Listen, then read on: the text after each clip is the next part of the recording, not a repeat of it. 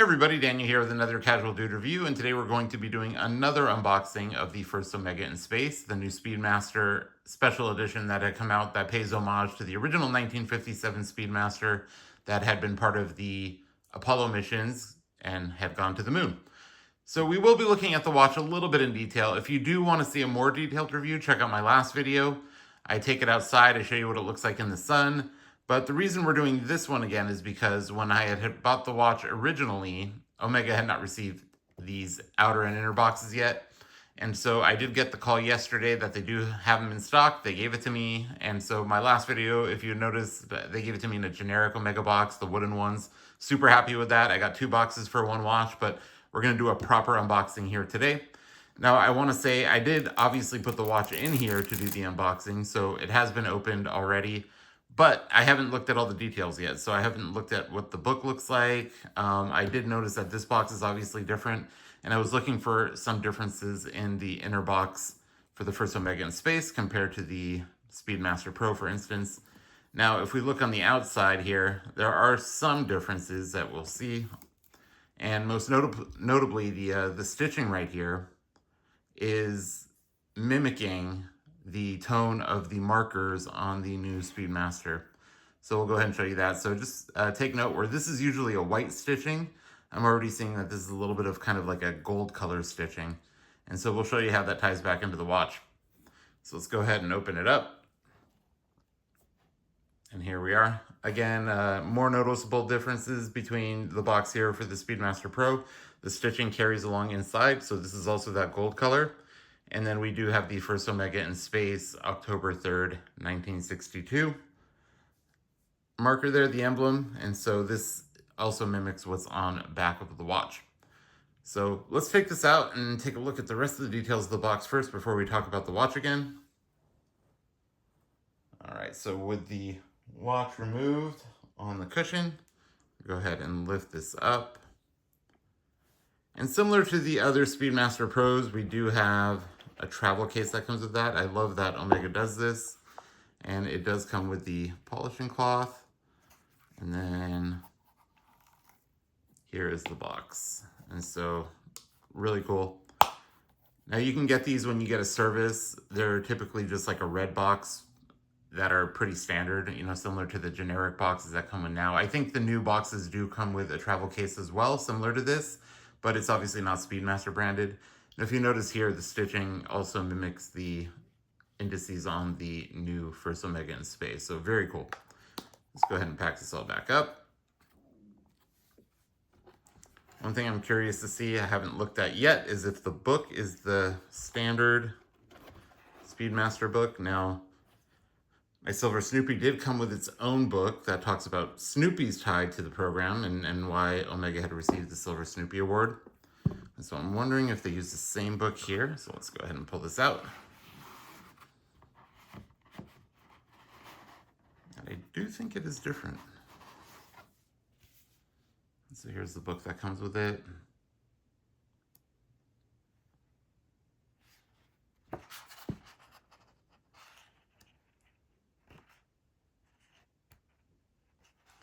I'm not sure offhand, but this might actually be the same book that comes with the standard Speedmasters because a lot of this does look familiar. So very cool. I definitely remember these pictures from the other book. So this might be the same book that comes with the standard Speedmaster Pro. We'll take a look at that and we'll let you know next time we do a Speedmaster video. So we'll go ahead and put this back in.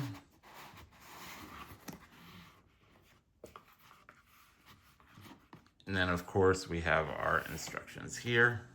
It's just standard operating instructions for the Speedmaster in various languages.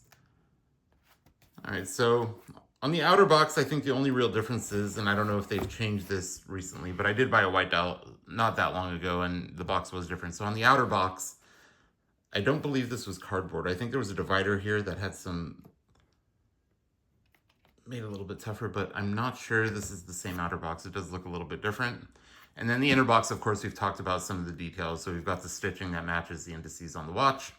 And then on the inside, we obviously have the icon that throws back to the original Speedmaster, the first Omega in Space. And then we have the stitching that continues onto the travel case. So otherwise, this is very similar to the Speedmaster Pro boxes that you get when you buy the Speedmaster Pro, and minor differences that kind of differentiate it from the Speedmaster Pro, tying back into the watch itself. So while we're here, we will talk a little bit about the watch. We will, like I said, if you want a more detailed review, I will defer you to my last video where we talk a lot more about it, and then we even take it inside. But what I will do is kind of talk to some of the criticisms that I did see on the last video in the comments. And so one thing that a lot of people mentioned is that you can't see some of the chrono hands here because they are reflective. And so when the camera blocks the light, it obviously kind of disappears. But one thing I have to say is that when I've taken it out, it's very easy to see. So you see when it catches the light, you can see the hands, pretty easily. And then the other hands are white, so those are not an issue at all. And then somebody else had mentioned, or had noticed rather, because I was kind of aware of it when I was filming the video, that one of the links was kind of tilted sideways. So I did go back and have them basically readjust it. The pin on the link was a little short, and so it created a crooked look, but everything is fixed now, and we are back in business. So here it is on the wrist, First Omega in space. Honestly, the more I wear it, the more I like it. It's a little bit loose now, but it does have a small micro adjustment that I think does about a half length change. Another thing that somebody had mentioned on my last video is that they wanted me to compare it to the White Dial Speedy. So I did bring the White Dial Speedy with me, and we can do a little bit of a side-by-side comparison. So bear with me here while I bring that out.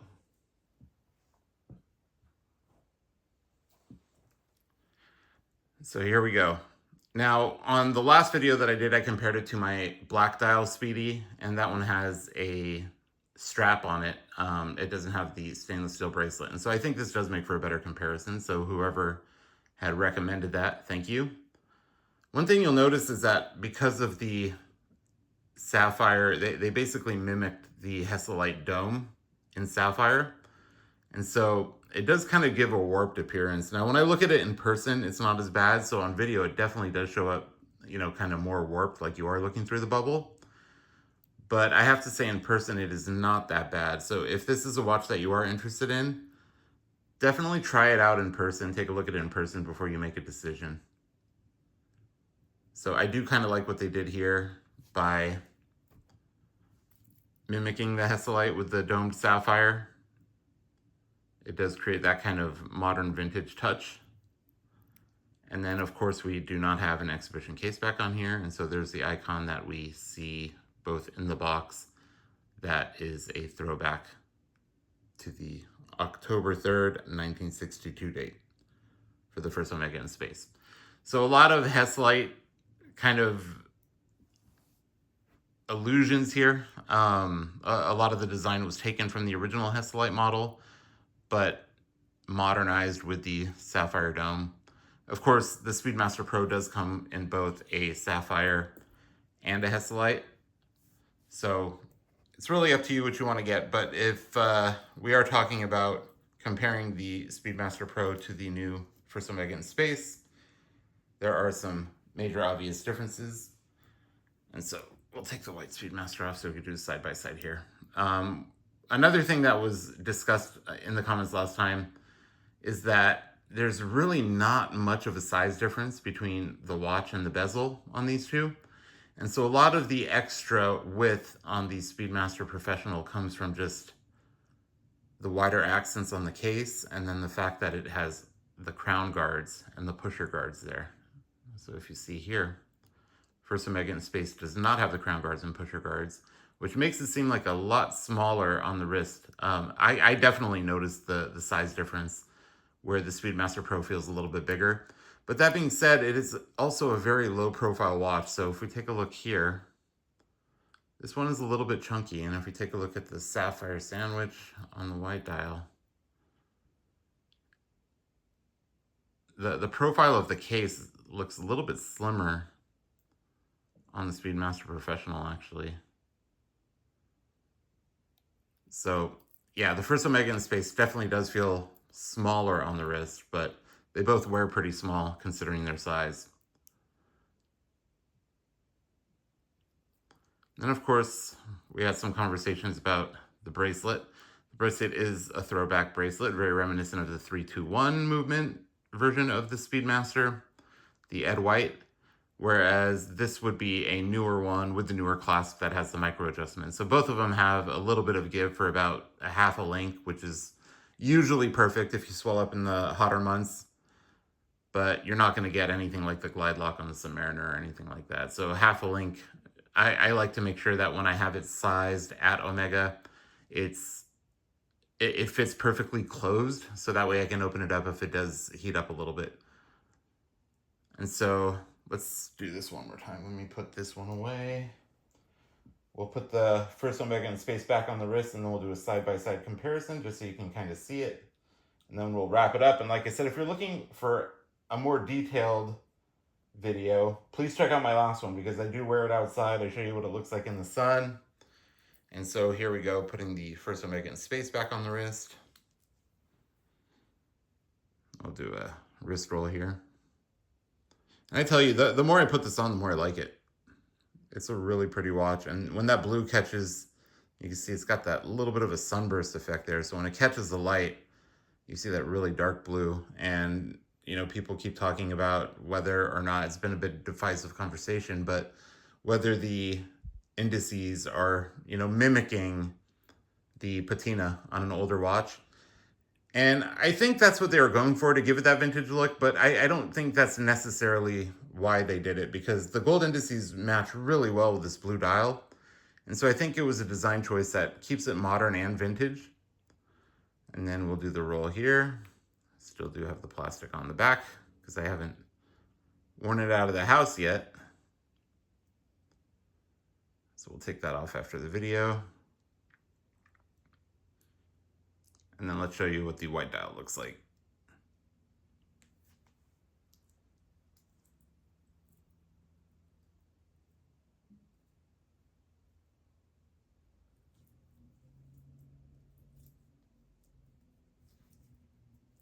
And so my wrist is 3 1/4 inch. And so you can see it looks a little bit bigger, and there might be a bit of an optical illusion here as the color on the white dial makes it look even bigger than it is. But on a 7 3/4 inch wrist, I think it fits really well. And so I love this one. My daily is my black dial. I wear that more than any other watch that I own. But I love Speedmasters. I have way too many of them. I do have another video that talks about all my Speedmasters, excluding the first Omega in space, because I obviously didn't have it at that time. But you can check that out if you want to see the Moonshine Gold Speedmaster with the green dial. And then I compared this one, my black dial, and my silver Snoopy. So I am a little bit of a Speedmaster fanatic, but yeah, two great watches. Two very different yet similar Speedmasters. We have modern and we have vintage inspired. I won't say this is vintage, but it's definitely vintage inspired. So, as always, I do open up the comments. If you'd like to see any comparisons, the comments are open. Let me know what you'd like to see. Let me know if you have any questions. I will try to answer them in the comments. And if I'm not able to, I might even, create another video. As you know, I do this because I love this hobby and I love sharing it with people who are also passionate about it. And I don't have a lot of friends that collect watches in my circle, so I love talking to people online about it. But here we go, side by side, first Omega in space and the Speedmaster Pro white dial. And again, please check out my other videos because I do go into more detail with this and I do show you it in different lighting conditions. And so if you're on the line about it, I do recommend checking it out. If I were to choose only one Speedmaster, I would probably still go with the Pro. If you collect Speedmasters, this is a must-have in the collection, but I do think the Pro is just more of a practical watch. I love the exhibition case back, and I love the the sapphire sandwich, and I love the new bracelets with the adjustments as well. So the new bracelets are extremely comfortable. This one is as well. Honestly, the watch feels a lot lighter. The First Omega in Space feels lighter, but on the wrist, you can probably hardly tell the difference. But yeah, so if you're a one and done, if you only want one Speedmaster in the collection, I would go with the white dial or black dial Speedmaster Professional. And if you are a collector like me, this is kind of a must-have because it's a great statement piece in the collection. And I haven't really been out much since I got it, but I am looking forward to wearing it out. So we're going to take all the stickers off today now that I got the box, put it back into the collection, and hopefully wear it soon. So thank you so much for watching. Make sure you subscribe, like the videos, and like I said, comment. I love everybody's feedback on how I can make the channel better. I love answering questions, and like I said, sometimes the questions turn into another video. So thank you so much for hanging out with me, and I hope you have a good one.